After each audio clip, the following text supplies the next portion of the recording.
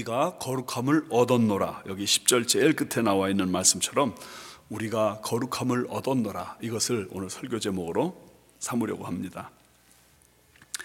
오늘 우리들은 거룩함에 관해서 관심이 별로 없습니다. 거룩해야 된다 그러면 왠지 고리타분하게 느껴집니다.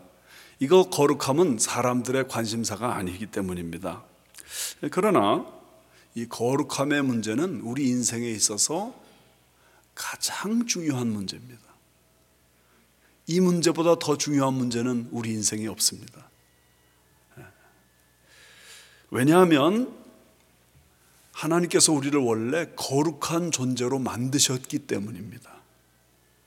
창세기 1장 27절에 하나님이 자기 형상 곧 하나님의 형상대로 사람을 창조하셨다 그러셨습니다. 우리는 하나님의 형상을 따라 창조되었는데, 그 하나님의 형상이라는 말이 무슨 뜻이냐면 하나님 거룩하신 분이시다, 그런 뜻입니다. 그 하나님의 거룩하심을 따라 우리가 거룩하게 창조되었습니다. 그래서 성경에도 보면 하나님이 말씀하십니다. 내가 거룩하니 너희도 거룩할지어다. 여러분을 향하신 하나님의 뜻은 무엇이냐? 거룩한 삶입니다. 하나님이 우리에게 기대하시는 삶은 거룩한 삶입니다. 왜 그렇게 하나님은 우리에게 거룩한 삶을 살기를 원하시느냐? 거룩해야 하나님 앞에 나갈 수 있고, 거룩해야 우리가 구원받을 수 있기 때문입니다. 구약 성경 제일 앞에 5권, 창세기, 출애굽기, 레위기, 민수기, 신명기, 이 5권을 모세오경이라고 하는데, 이 모세오경이라는 이름 외에 율법서라는 뜻을 가지고 있습니다. 율법서. 근데 이 율법서의 핵심 교훈은 무엇이냐? 어떻게 하면 거룩하게 되는가? 하나님 앞에 어떻게 하면 나갈 수 있겠는가? 그러기 위해서는 반드시 거룩함이 존재되어야 하는데, 거룩하기 위해서는 어떻게 해야 되는가? 왜요? 거룩함을 얻어야 우리가 하나님 앞에 나갈 수 있고, 거룩함을 얻어야 우리가 구원받을 수 있기 때문입니다. 그래서 거룩함을 얻기 위해 하나님이 정하신 대로 성막을 만들어야 되고, 하나님이 정하신 사람을 제사장으로 삼아야 되고, 하나님이 정하신 제물을 바쳐야 되고, 그 제물도 하나님이 하라고 하신 대로 잡아야만 제물로 바칠 수 있는 겁니다. 그래야 우리 죄가 용서되고, 그래야 하나님의 축복을 받을 수 있는 것입니다. 구약 성경은 그런 의미에서 이렇게 전체가 다 거룩함을 얻기 위해서는 한마디로 율법의 말씀을 지켜야 된다, 그렇게 가르치고 있습니다. 그런데 문제가 있습니다. 오늘 우리가 읽은 이 히브리서 말씀은 구약 이스라엘 백성들이 그렇게 의존했던 율법이라는 것이 완전하지 않다, 그 이야기를 하고 있습니다. 여기 1절 말씀 보세요. 율법은 장차 올 좋은 일의 그림자일 뿐이요. 이게 실체가 아니라는 거예요. 그림자래요. 그 다음, 참 형상이 아니므로 해마다 드리는 같은 제사로는 나오는 자들을 언제나 온전하게 할 수 없느니라. 그러니까 이게 참 형상이 아니기 때문에 제사를 드려도, 율법을 지켜도 그 제사 드리는 자, 율법 지키는 자를 완전하게 만들 수 없다, 지금 그렇게 말하고 있습니다. 그렇기 때문에 2절 말씀처럼 이 제사를 자꾸 반복하고 또 반복해서 지내야만 하는 겁니다. 4절 말씀처럼 이 백성들의 죄를 온전히 깨끗하게 하지 못하는 겁니다. 자, 구약은, 율법은, 제사는 이렇게 우리를 하나님 앞에 완전히 거룩하게 만들지 못하는 것이라고 말씀하고 있다면 우리에게 이런 생각 들죠? 율법은 아무 쓸데없는 것이네.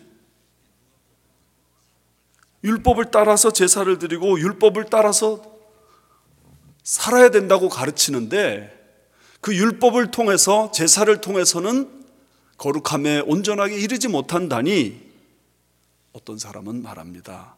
율법은 필요 없는 것이다. 율법 무용론을 주장합니다. 그래서 교인들 가운데 이렇게 생각하면서 사는 분들이 있습니다. 우리는 지금 율법을 하나씩 둘씩 다 지키면서 살 필요가 있는 건 아니다.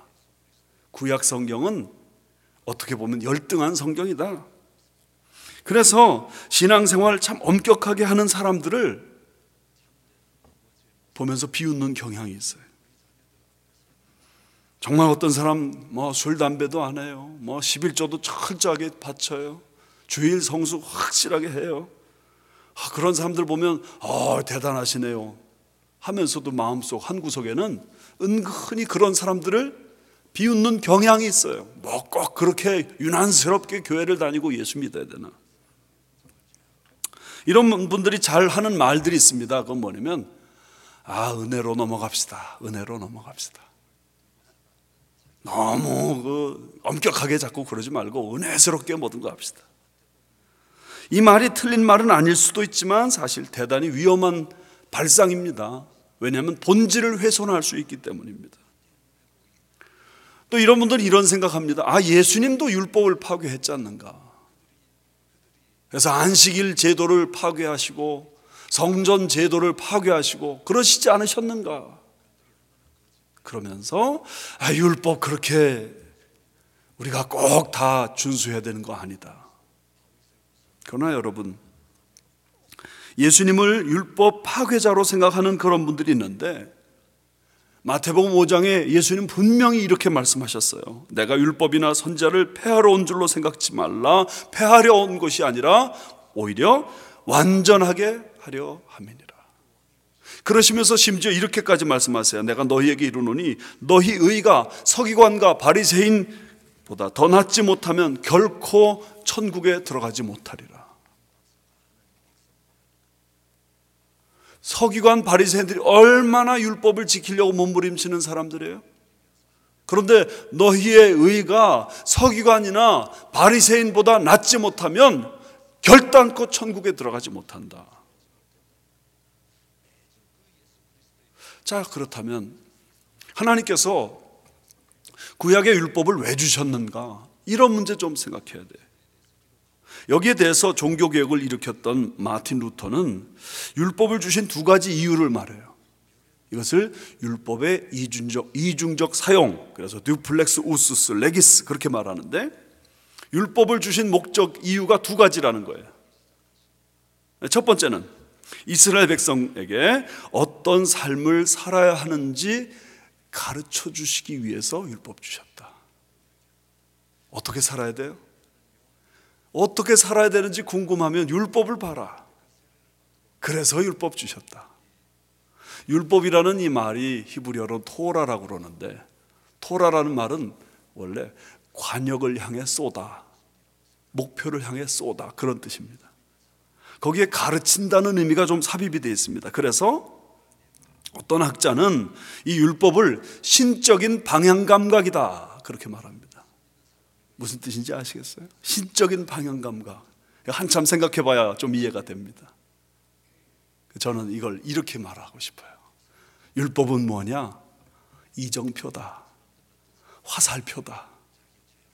이정표가 뭐예요? 어느 방향으로 가라. 화살표가 뭐예요? 이쪽을 향해 가라. 그런 거 아니겠어요? 율법이란 그런 의미에서 하나님께서 우리에게 기대하시는, 하나님께서 우리에게 요구하시는 방향을 가르쳐 주는 것입니다.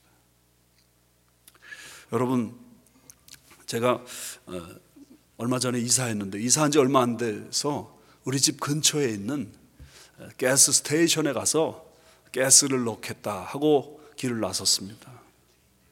바로 앞에 있으니까 제가 아주 당당하게 가스 스테이션에 갔죠. 근데 사인을 받고 이제 유턴을 해서 가스 스테이션에 들어가야 하는데, 유턴을 딱 하려고 보니까 앞에 경찰차가 있는 거예요. 경찰차가 좌회전을 딱 하고 이렇게 오니까 그 화살 표시 신호등 받은 차가 먼저 가게 돼 있잖아요. 제가 유턴을 딱 하려고 그러니까 경찰차가 먼저 가려고 그러다 딱 서더라고요. 그래서 제가 그렇게 생각했어요. 여기서는 내가 먼저 가는 거니까 암만 경찰차라도 내 뒤에 오시오. 그래서 제가 당당하게 유턴을 딱 받아가지고 가스 스테이션에 딱 들어갔는데 이상하게 경찰차가 뒤를 따라와요. 아, 경찰차도 가스를 넣어야지. 그러고서는 아주 태연자약하게 가스를 딱 넣으려고 그러는데 경찰이 나한테 오더니 아이디 카드를 달래요. 왜 그러냐고. 유턴 금지 사인을 어겼다는 거예요. 그래서 깜짝 놀라가지고 가서 그 사인판을 보니까 이게 좌회전 표시는 돼 있는데 유턴은 안 되는 거예요. 여러분, 그런 면에서 제가 그때 그래가지고 사실 아직도 대가를 치르고 있어요. 우리 집사람은 화살표만 보면 뭐라고 구박을 해요. 화살표 시대로 가야지, 이정표대로 가야지, 그렇지 않으면 대가 지불한단 말이죠. 대가 지불해. 하나님께서 율법을 주시면서 이 율법을 잘 순종하면 신명기 28장에 나가도 복받고 들어가도 복받고 성읍에서도 복받고 들에서도 복받고 떡반죽 그릇이 복받는다. 그러나 만약에 율법의 말씀을 순종하지 않으면 나가도 저주받고 들어가도 저주받고. 그런데 그 신명기 28장 말씀을 보면 율법에 순종할 때 복받는 것은 불과 14절만 말씀하셨는데 불순종할 때 저주받는다는 말씀은 54절이나 말씀하셔요. 3배도 더 되게 하나님이 불순종하면 저주받는다, 불순종하면 저주받는다. 무슨 뜻입니까? 하나님의 율법에 불순종하면 하나님이 이만큼 진노하신다는 그런 말씀입니다. 그러므로 하나님이 우리에게 주신 이정표, 하나님이 우리에게 주신 화살표 그 방향대로 나갈 때 우리의 삶이 행복한 삶이요 하나님과 동행하는 삶이 될 줄 믿습니다. 바로 이것을 위해서 하나님이 율법을 주셨습니다. 두 번째, 율법을 주신 또 하나의 목적이 있습니다. 뭐냐면 우리가 얼마나 죄인인지 깨닫게 하기 위해서. 여기 3절 말씀 보세요. 그러나 이 제사들에는 해마다 죄를 기억하게 하는 것이 있나니. 죄를 기억하게 한대요. 이 말을 쉬운 성경은 이렇게 표현합니다. 자기의 죄를 생각나게 하는 것이 있나니. 자기 죄를 생각나게 만든다. 메시지 성경은 이렇게 설명합니다. 동물 제물을 거듭해서 바칠수록 죄의식과 죄책감은 오히려 커지게 한다. 제사를 드리면 드릴수록 드리는 시간마다 그렇구나, 우리가 죄인이구나. 죄의식이 커지게 하고 죄책감이 커지게 한단 말입니다. 로마서 3장 20절에 율법은 어떤 것이냐? 율법으로는 죄를 깨달음이니라.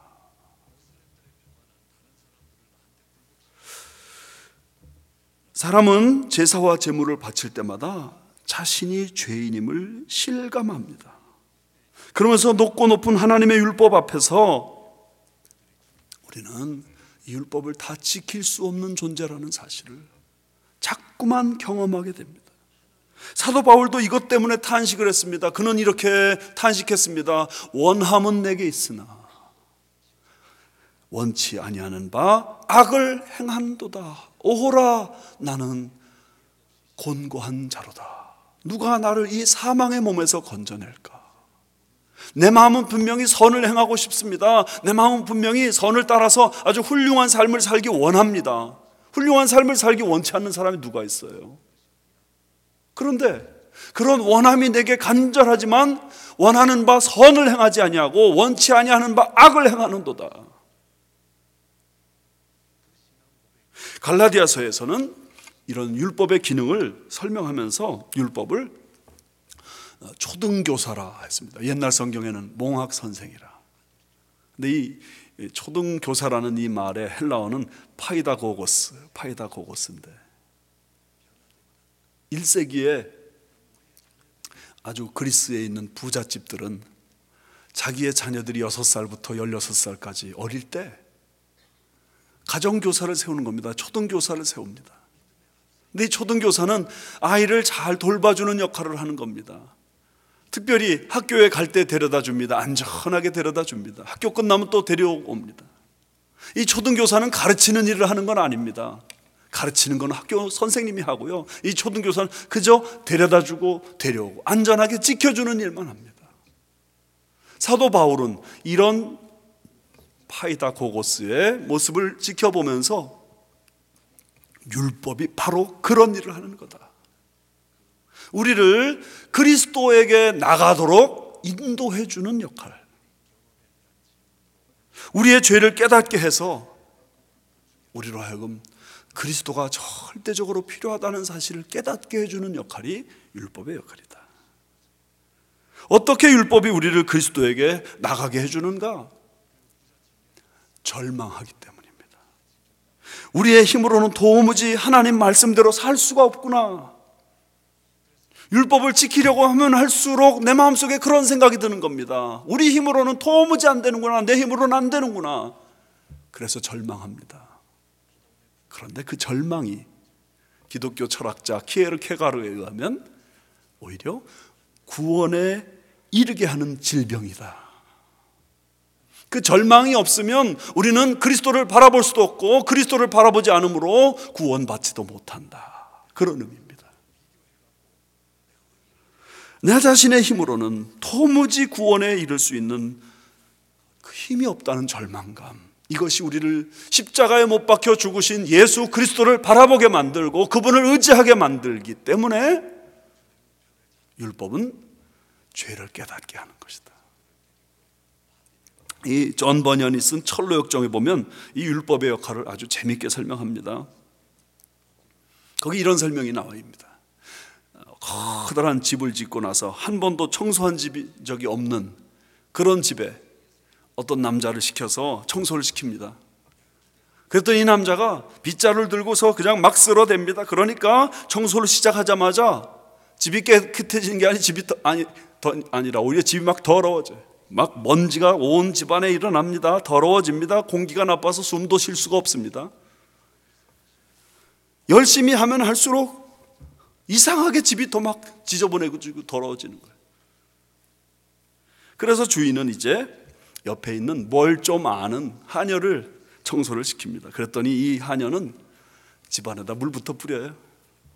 물부터 뿌리고 청소를 하니까 먼지도 일어나지 않고 금세 집이 깨끗해집니다.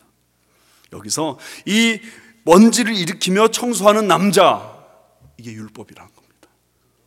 하면 할수록 먼지가 더 일어나고 더 더러워지는 거예요. 예. 그래서 결국 율법으로는 죄를 제거하는 게 아니라 죄를 제거할 수 없구나 하는 절망감에 빠지게 하는 거예요. 물 뿌리는 그리고 청소하는 하녀는 복음입니다. 그래서 복음이 찾아오자 죄악은 정복되고 영혼은 깨끗해지고 새 삶이 찾아왔다. 이게 철로 역정에서 말하는 율법과 복음에 대한 설명입니다. 자, 그렇다면 이제 복음을 받아들여 예수님의 십자가를 믿는 사람은 율법이 필요 없는 겁니까? 어떻게 생각하세요? 율법과 상관없이 살아도 되는 겁니까? 이 고민을 한 사람 역시 종교개혁을 일으켰던 존 칼빈입니다. 마틴 루터가 율법의 이중적 사용에 대해서 이야기를 했는데 거기에다가 이 존 칼빈은 하나를 더 붙여서 율법의 삼중적 사용, 즉 트리플레스 우스스 레기스, 율법의 삼중적 사용을 말합니다. 그러니까 율법이 전체 우리 삶의 규범을 이야기해 줄 뿐만 아니라 죄를 깨닫게 해줄 뿐만 아니라 또 한 가지 더 우리에게 주는 것이 있다는 것입니다. 무엇이냐? 예수 그리스도 안에서 자유케 된 사람들을 위한 삶의 지침. 이미 나는 예수 그리스도로 말미암아 자유함을 얻었어요. 여기 오늘 10장 10절 말씀처럼 우리가 거룩함을 얻었노라. 얻었어요. 그런데 거룩함을 얻은 그 사람이 그러면 어떻게 살아야 되느냐? 다시 거룩함을 얻은 그 사람은 율법을 바라보는 겁니다. 율법을 우리가 어떻게 사용합니까? 내가 그리스도인답게 살기 위해서는 어떻게 해야 되는가? 다시 율법의 말씀을 향하여 나의 관심을 기울여야 됩니다. 그래서 예수님은 구약의 율법을 폐기하시려 오신 것이 아니라 오히려 완성하기 위해서 오셨다고 말씀하신 겁니다. 그 말은 무슨 뜻이냐면 율법의 원래 의미를 깨우쳐서 그 율법을 따라 살게 만든다는 겁니다. 예를 들어서 6계명 살인하지 말라. 바리새인들은 그 당시 이렇게 생각했습니다. 나는 사람을 죽인 적이 없어. 그러니까 2계명 지켰다. 그러나 살인하지 말라는 그 계명을 주신 하나님의 원래 의도가 뭔가? 미워하는 것도 살인한 거다. 형제를 향해 욕한 것도 살인한 거다. 이 미워하는 삶이 얼마나 잘못된 삶인지 주님이 이렇게 말씀하셔요. 예물을 드리려고 제단에 왔다가 형제를 미워한 게 생각나면 예물을 제단에 그냥 놔두고 가서 먼저 사과하고 돌아와서 제물을 바쳐라. 이게 6계명의 진짜 의미라는 거예요. 7계명 간음하지 말라. 바리새인들은 이렇게 생각했어요. 나는 어떤 여자하고도 같이 잔 적이 없어. 그러니까 나는 깨끗해. 주님은 아니에요. 여자를 보고 음욕을 품기만 했어도 이미 마음에 간음한 것이다. 10계명의 10가지로 말씀하신 그 제약 조문이 원래 어떤 뜻이었는지 그것을 주님은 일깨워 주셨습니다. 그러므로 여러분 사실은 구약 말씀이 율법인데 신약 말씀도 율법이에요. 우리가 어떤 삶을 살아야 되는지 우리에게 가르쳐 주는데 어찌 보면 신약의 말씀은 지키기가 더 어려운 말씀이에요. 생각해 보세요. 행동으로 죄를 지으면 우리 죄 지었구나 그렇게 구약은 생각했는데 신약에서는 마음의 문제까지도 죄로 생각하니 얼마나 지키기 어려워요? 우리는 날마다 미워하면서 하는 존재들이고 말로써 남에게 상처 주는 사람들이고 행동으로 악하게 사는 그런 사람들 아닙니까? 그런데 바로 우리가 그런 존재이기 때문에 예수님이 우리를 위해 이 땅에 오신 거예요. 여기 9절 말씀 한번 보세요. 그 후에 말씀하시기를 보시옵소서. 내가 하나님의 뜻을 행하러 왔나이다. 예수 그리스도께서는 하나님의 뜻을 행하기 위해서 이 땅에 오신 분이세요. 우리가 실패했잖아요. 율법 앞에 우리가 다 실패했어요. 그렇기 때문에 예수 그리스도께서 직접 오셔서 그 하나님의 뜻을 완전하게 이루어 드립니다. 9절 뒤에 그렇게 하셨으니 그 첫째 것을 폐하시면 둘째 것을 세우려 하십니다. 이 첫째 것이라는 말씀은 구약을 말합니다. 둘째 것은 신약입니다. 첫째 것은 율법이요 둘째 것은 복음입니다. 이제 사람으로서는 어떻게 죄의 문제를 해결할 방법이 없으니 하나님이신 예수 그리스도께서 직접 오셔서 사람에게 구원의 길을 열어주시는 것입니다. 그렇게 해서 여기 10절 말씀 같이 보세요. 한 목소리 읽읍시다. 시작. 이 뜻을 따라 예수 그리스도의 몸을 단번에 들이심으로 말미암아 우리가 거룩함을 얻었노라. 할렐루야. 예수님 때문에 우리가 거룩함을 얻었어요. 내 속에는 도무지 거룩한 게 없단 말이죠. 그런데 예수님 때문에 거룩함을 얻는 거예요. 자, 그렇다면 이제 우리는 이런 문제를 생각해야 됩니다. 어떻게 거룩함을 얻은 우리가 어떻게 살아야 되겠는가? 예수님 때문에 거룩함을 얻은 여러분 어떻게 사셔야 돼요? 세 가지만 한번 정리하세요. 세 가지. 첫 번째, 믿음 안에서 살아야 됩니다. 믿음 안에서. 갈라디아서 2장 20절 아시죠? 내가 그리스도와 함께 십자가에 못 박혔나니 그런즉 이제는 내가 산 것이 아니요 오직 내 안에 그리스도께서 사신 것이라. 이제 내가 육체 가운데 사는 것은 나를 사랑하사 나를 위하여 자기 몸을 버리신 하나님의 아들을 뭐라고요? 믿는 믿음 안에서 사는 것이라. 믿음 안에서. 이전에는 나를 믿는 믿음 안에 살았어요. 그러나 이제는 예수 그리스도의 그 구원의 축복을 받은 다음에는 예수 믿는 믿음 안에서 사는 거예요. 이제는 율법 아래서의 삶이 아니에요. 믿음 아래서의 삶이고, 그 말은 사실 또 은혜 아래서의 삶입니다. 나 자신을 보면 언제나 죄인이에요. 그러므로 우리 자신의 힘으로 하나님 앞에 나갈 그 능력이 없으니 예수님을 의지하고 하나님 앞에 나가는 겁니다. 이 말은 결국 이런 뜻입니다. 내가 예수님 안에 있다는 사실을 자꾸 주장하는 삶이에요. 여러분 가만히 생각해 보세요. 예수 믿는 우리 삶 속에도 죄가 있어요. 그럴 때마다 사탄은 우리를 향해서 정죄합니다. 네가 그러면서도 하나님의 자녀냐? 네가 그러면서도 구원받을 수 있겠느냐? 그런데 그때 우리는 예수 믿는 믿음을 주장해야 됩니다. 어떻게 주장할까요? 한번 따라 하실래요? 그래서 예수님이 날 위해 죽으신 거야. 왜 안 따라 하세요? 너무 심각해요? 다시, 그래서 예수님이 날 위해 죽으신 거야. 시작. 여러분은 그래서 나 예수님이 그러시면 어떻게? 그래서라니까 강조하셔서, 그래서 예수님이 날 위해 죽으신 거야. 시작. 지금은 신학교 교수님이 된 어떤 분이 친구의 전도를 받아서 예수를 믿었는데, 그 친구가 요한복음 1장 12절을 소개해 주더래요. 영접하는 자 곧 그 이름을 믿는 자들에게는 하나님의 자녀가 되는 권세를 주셨나니. 그 말씀을 보니까 너무 좋더래요. 내가 하나님의 자녀가 되다니. 너무 좋다, 너무 좋아. 나 같은 죄인이 어떻게 하나님의 자녀가 되냐. 너무 좋다, 너무 좋아. 2주간 동안 너무 행복했대요. 근데 2주가 딱 지나고 난 다음에 마음속에 사탄이 이런 생각을 심어줬답니다. 야, 헛소리 하지 마. 너같이 거짓말하고 못된 놈이 무슨 하나님의 자녀야.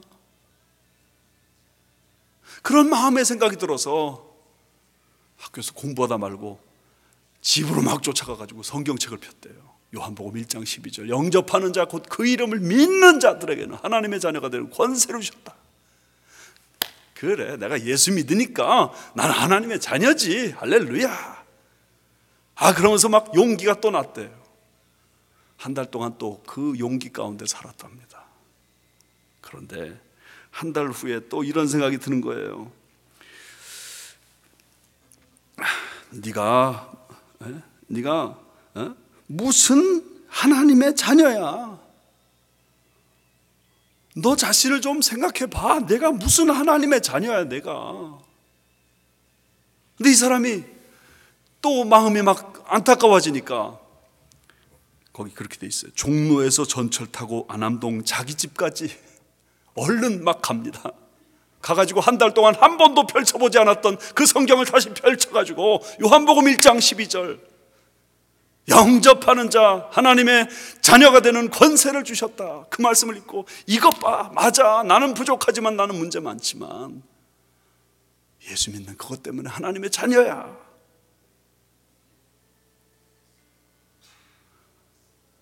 문제가 생길 때마다 성경 찾아볼 수 없잖아요. 그래서 이 사람 그때부터 이 말씀을 암송했대요. 그리고 나중에 사탄이 공격할 때마다 여기 말씀 봐, 내가 하나님의 자녀래잖아. 여러분, 우리 모두 마찬가지입니다. 언제나 예수 믿는 믿음 안에 거하세요. 나 자신을 의지하면 망할 수밖에 없지만 예수님 의지하면 승리할 수 있는 줄 믿습니다. 주장하세요. 나는 예수 안에 있어. 나는 예수 안에 있어. 내가 예수님 믿으니까. 그래서 난 하나님의 자녀야. 그래서 나는 구원받았어. 주장하며 사시는 은혜가 임하기를 축원합니다. 두 번째는요, 성령을 쫓아가는 삶을 살아야 됩니다. 성령을 쫓아가는 삶을 살라.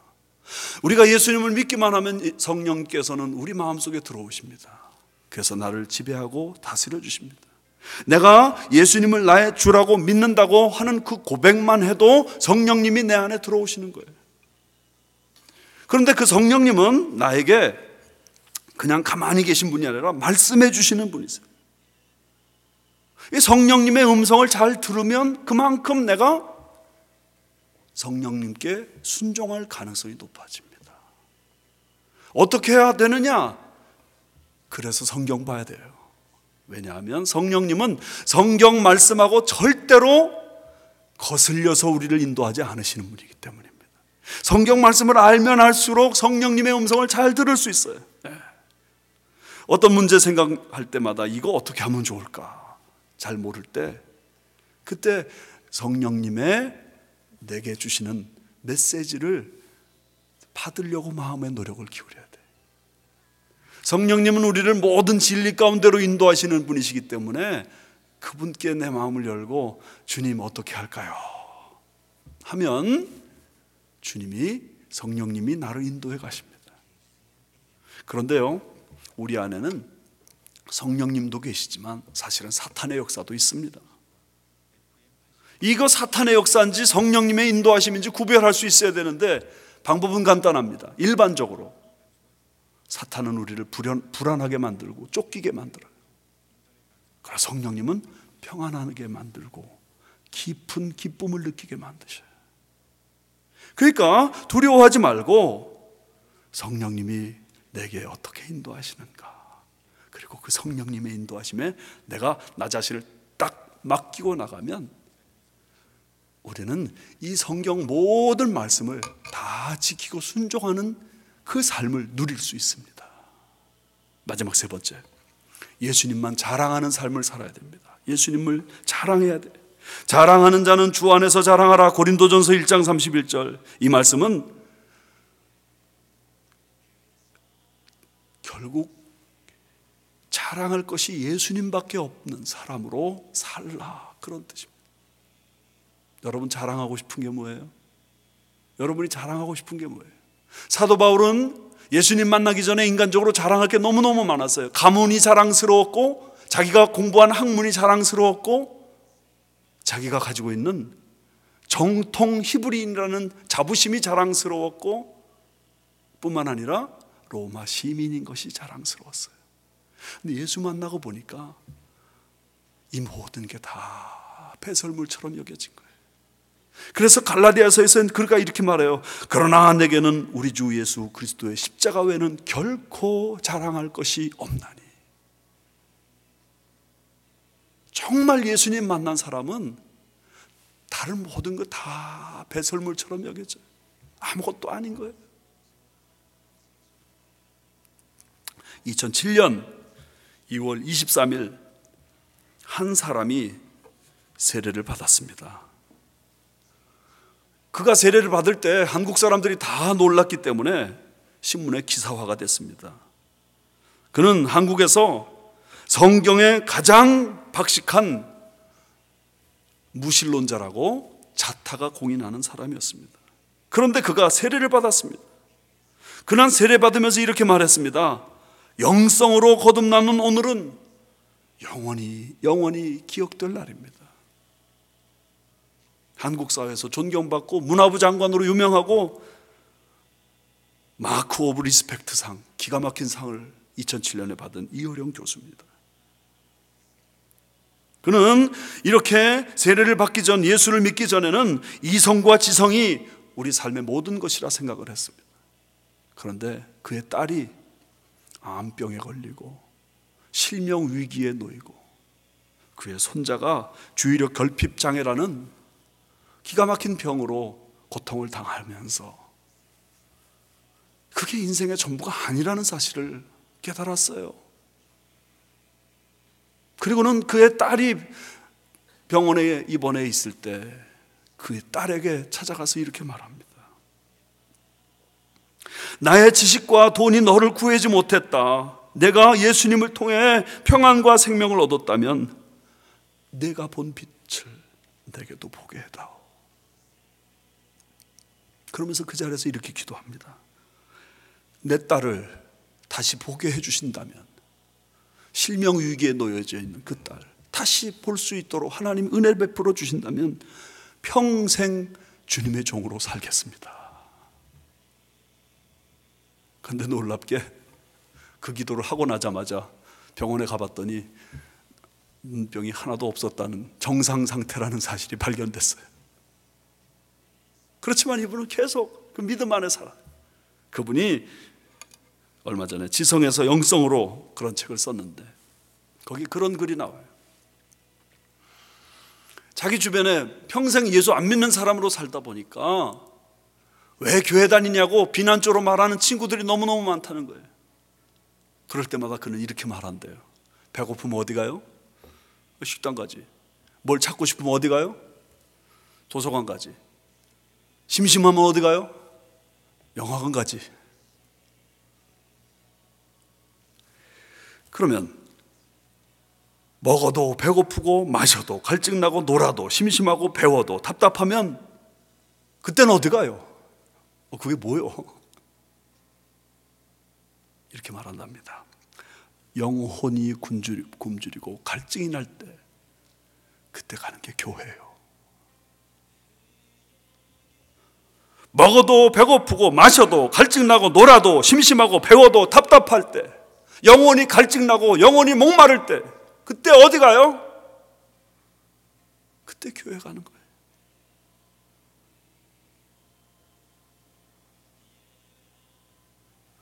자기 너무 늦게 예수 믿었기 때문에 이제 그 예수님을 자랑하고 싶은 그 마음의 열정으로 부르기만 하면 어디든지 쫓아온대. 어디든지 가서 예수님을 전한대요. 사랑하는 여러분, 우리는 거룩함을 이미 얻은 자들입니다. 내가 만약에 예수 그리스도를 나의 구주와 주님으로 영접했다면 나는 이미 거룩함을 얻은 자입니다. 그렇다면 구원을 받기 위해서 율법을 지키는 게 아닙니다. 구원받은 자로서 이 율법의 말씀을 따라 살기로 결심한 사람입니다. 그런 의미에서 이제는 믿음 안에 사십시오. 이제는 성령을 쫓아 행하십시오. 그리고 이제는 예수만 자랑하시는 저와 여러분 되시기를 주님의 이름으로 축원합니다.